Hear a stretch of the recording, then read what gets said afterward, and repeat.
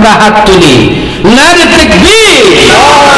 এই আওয়াজে হবে না, মুমিনের আওয়াজ উচ্চ কণ্ঠে আওয়াজ, মুমিনের আওয়াজে রোম পারস্য পর্যন্ত থরথর করে কাঁপে। তো মুসলমানের আওয়াজ এত নরম হয় কেন? একটু জোরে বলি না, নারে তাকবীর। আল্লাহ পাকের দরবারে এই জবানটা, এই হাত, আমাদের পা, আমাদের অঙ্গ প্রত্যঙ্গ, গোটা কুল কায়নাত, আসমান জমিন সবকিছুর বানানোওয়ালা একজন, তিনি কে? আর জোরে বলেন, তিনি কে? সময় তো সংক্ষিপ্ত, এই জন্য সংক্ষিপ্ত আকারে কিছু কথা বলবো। আল্লাহ যেন আমাকে এবং আপনাদের সবাইকে কথাগুলোর উপরে আমল করার তৌফিক দান করেন। সবাই বলি আমিন। সূরা মুলুক 29 নম্বর পারার সূরা মুলুকের 2 নম্বর আয়াত আমি পড়েছি।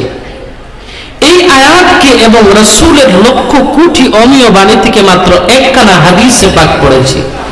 আয়াত আর হাদিসকে সামনে রেখে সংক্ষিপ্ত সময়ের বিষয়ের উপরে কথা বলার চেষ্টা করব।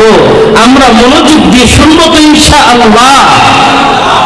আল্লাহ রাব্বুল আলামিন সূরা মুলুকের 2 নম্বর আয়াতে আমাদের জন্য বলেন, আল্লাযী খালাকাল মাউতা ওয়াল হায়াতা লিয়াবলুয়াকুম আইয়ুকুম আহসানু আমালা।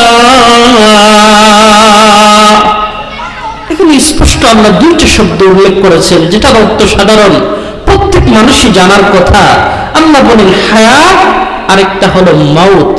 হায়াত অর্থ হলো আমাদের জিন্দেগি, হায়াতে জিন্দেগি, আর মৌত মানে হলো এই জিন্দেগি থেকে যখন আমরা চির বিদায় নিয়ে যাব, আমাদের ভিতর থেকে যখন রূহটা বের হয়ে যাবে, তখন আমরা লাশ হয়ে যাব। আর লাশ হওয়া